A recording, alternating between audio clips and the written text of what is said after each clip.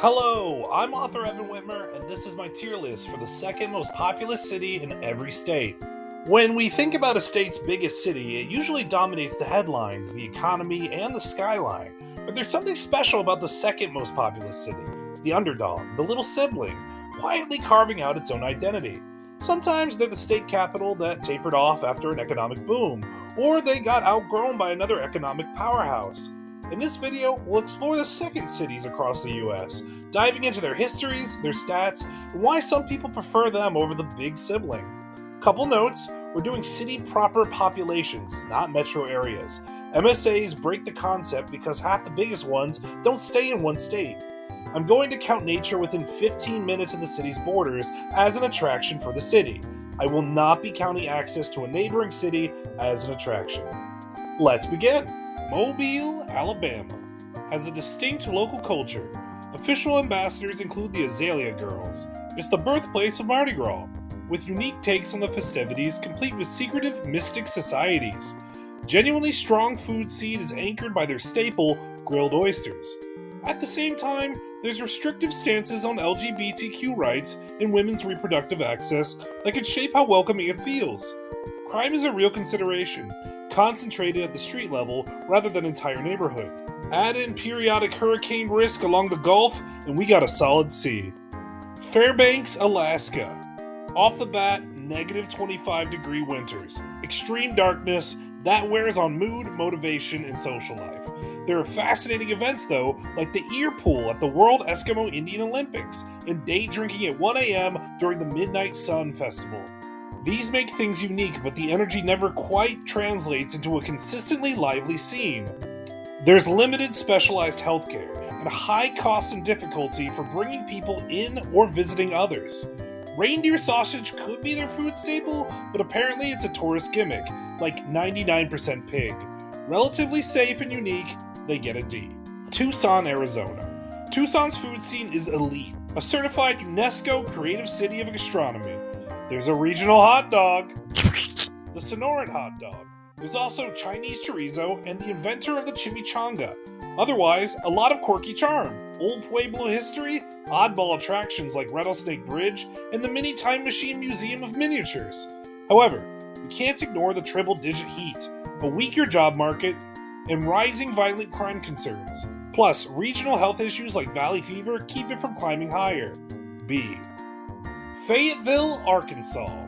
A progressive street for Arkansas, this city has the state's first LGBTQ non-discrimination ordinances, and Northwest Arkansas pride brings tens of thousands of people downtown every year. Fayetteville benefits from being part of the fast-growing Northwest Arkansas, with Dixon Street giving it some entertainment energy. The downsides are a somewhat generic food scene, not a ton to do beyond the college town basics, and weather risks like ice storms and tornadoes. Nice enough, safe enough, but a little vague. C. San Diego, California. Effortlessly one of the most livable feeling cities in the country. You've got a world-class craft beer scene, some of the most consistently beautiful beaches in the US that are popular without feeling suffocating, and San Diego Zoo, the most iconic zoo in America. The whole place runs on good weather and a laid-back coastal energy. The sunshine tax is real though, with a high cost of living. There's also a visible homelessness issue. Still, if you can afford it, this is about as close as it gets to a US city where everyday life feels like a vacation. S tier. Colorado Springs. A military town turned outdoorsy sprawl. Moderately diverse, but nothing that really defines it.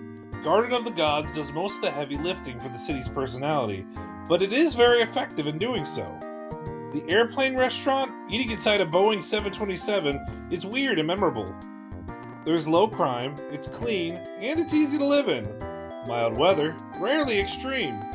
There's a strong job market, especially military, defense, and healthcare.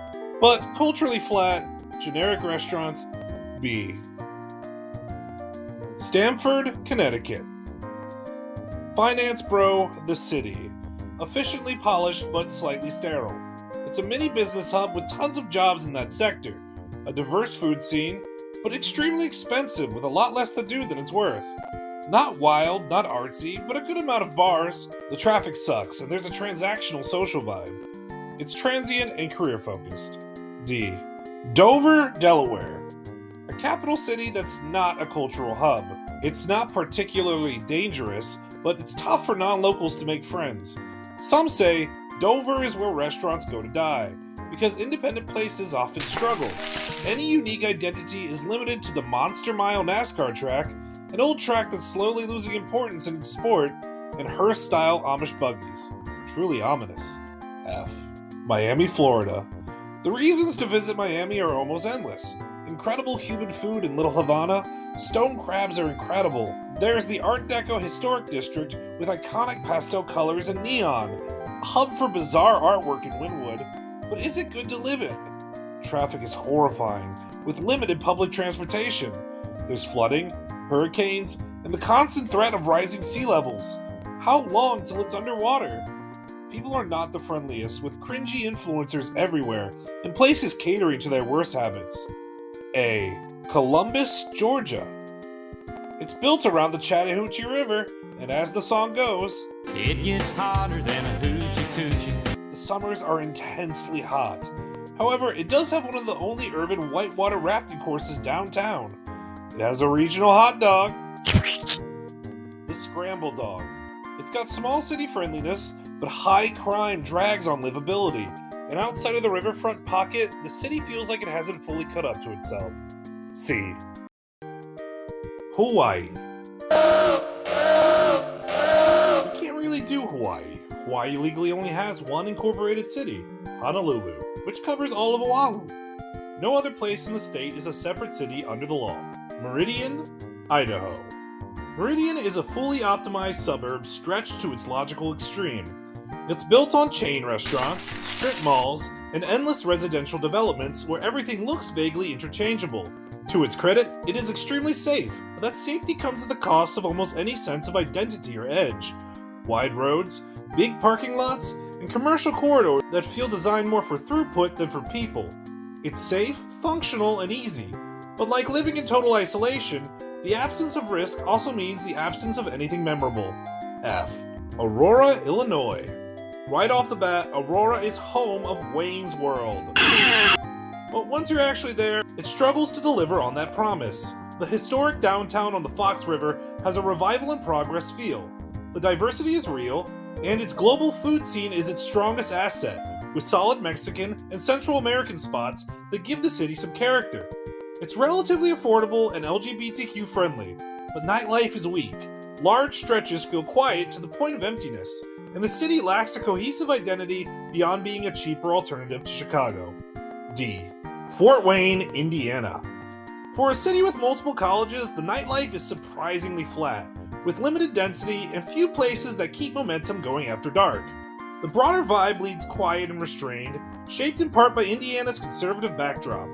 Even with designated outdoor drinking zones, the atmosphere never quite tips into something lively. What pulls Fort Wayne back from irrelevance is its quirky Americana. There's the grave of Johnny Appleseed, and a regional hot dog.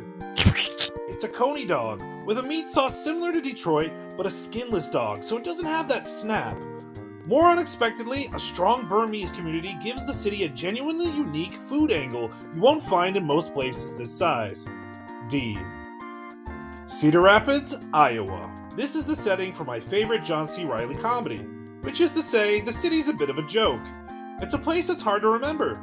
As Cereal City, USA, yes, you really can smell the Quaker Oats. Beyond that, though, the city feels low on personality, with no nightlife and little momentum after hours.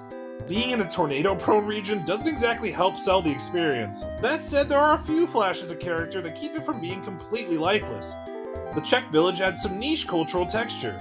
Hobie Days brings a bit of local weirdness, and morel mushroom hunting gives it that hyper-specific Midwest hobby energy. E. Overland Park, Kansas. Wealthy, safe, clean, but also overwhelmingly corporate with office parks, chains, and master-planned neighborhoods that blur together in a kind of polished sameness. Being part of the Kansas City Metro gives it a weird technical advantage. Some of the best Kansas City-style barbecue ends up here. Beyond that, though, the city struggles to generate real energy. Laws remain restrictive, and the overall vibe leans more neutral than expressive. D. Lexington, Kentucky. Horse farms everywhere. Keeneland and the Kentucky Horse Park give it a strong identity, and the bourbon scene is legit, sitting in the middle of the Kentucky Bourbon Trail, with distilleries nearby and water naturally filtered through limestone that removes iron and adds minerals, making it ideal for whiskey.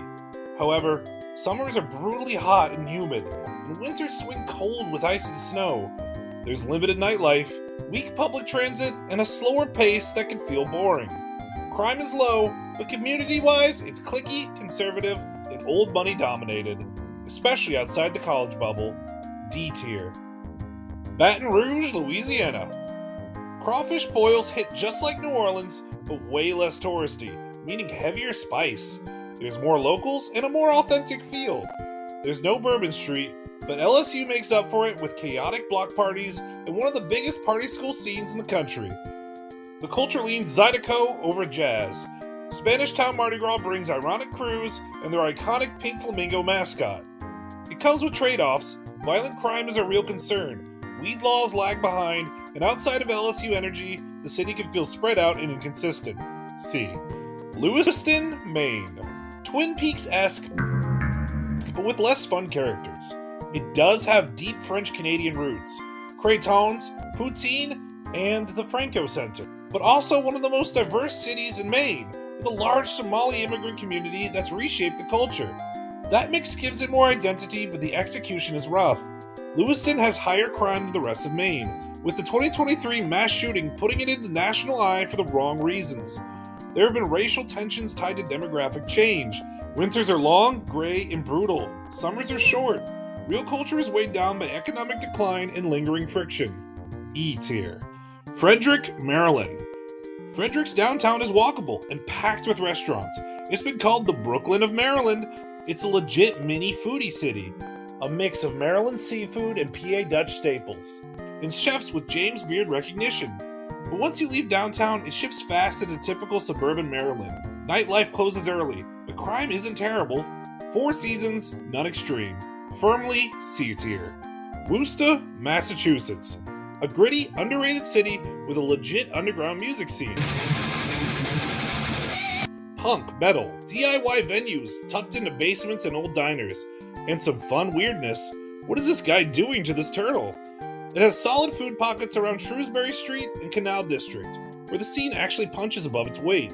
Worcester does carry that old Mill City roughness, however, with crime rates higher than much of Massachusetts and violent crime above the national averages.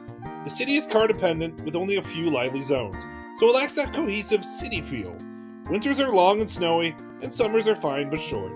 B. And that concludes part 1 of my tier list. Go outside, touch grass, grab a coffee. We'll be back in 2 weeks. I tried to force this into a bell curve and somehow it's actually working. Drop your predictions below, or just yell at me for disrespecting your favorite city. Subscribe for more content on niche Americana and subcultures. See you soon!